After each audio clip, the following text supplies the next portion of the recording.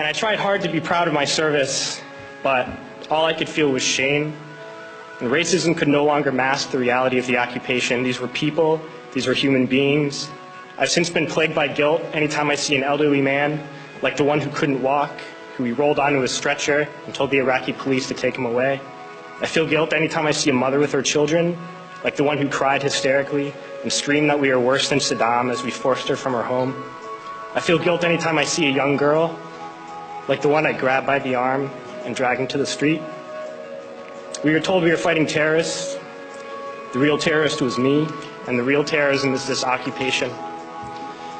Racism within the military has long been an important tool to justify the destruction and occupation of another country. It has long been used to justify the killing, subjugation, and torture of another people.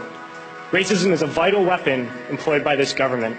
It is a more important weapon than a rifle, a tank, a bomber, or a battleship. It is more destructive than an artillery shell, or a bunker buster, or a Tomahawk missile. While all those weapons are created and owned by this government, they are harmless without people willing to use them. Those who send us to war do not have to pull a trigger or lob a mortar round.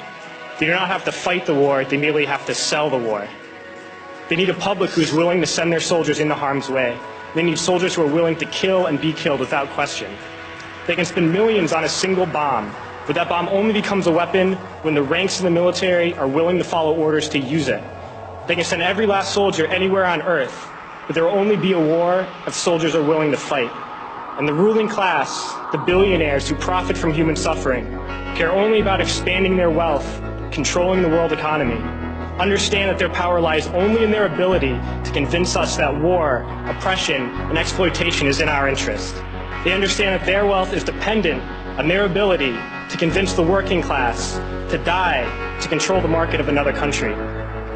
And convincing us to kill and die is based on their ability to make us think that we are somehow superior.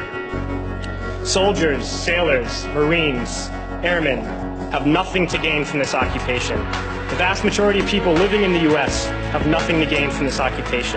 In fact, not only do we have nothing to gain, but we suffer more because of it. We lose limbs, endure trauma, and give our lives. Our families have to watch flag-draped coffins lowered into the earth. Millions in this country without health care, jobs, or access to education must watch this government squander over $450 million a day on this occupation.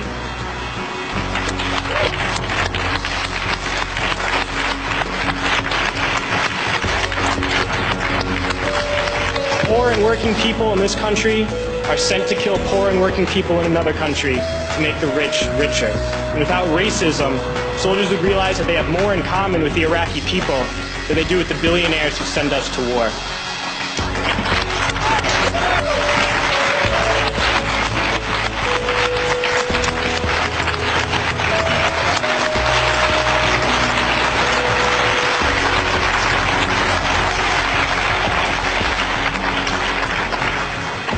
I threw families onto the street in Iraq, only to come home and find families thrown onto the street in this country, in this tragic and unnecessary foreclosure crisis.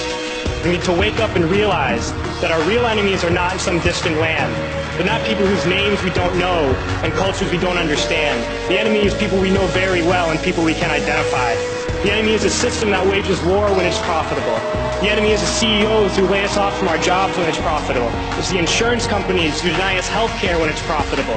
It's the banks who take away our homes when it's profitable. Our enemy is not 5,000 miles away. They are right here at home. If we organize and fight with our sisters and brothers, we can stop this war, we can stop this government, and we can create a better world.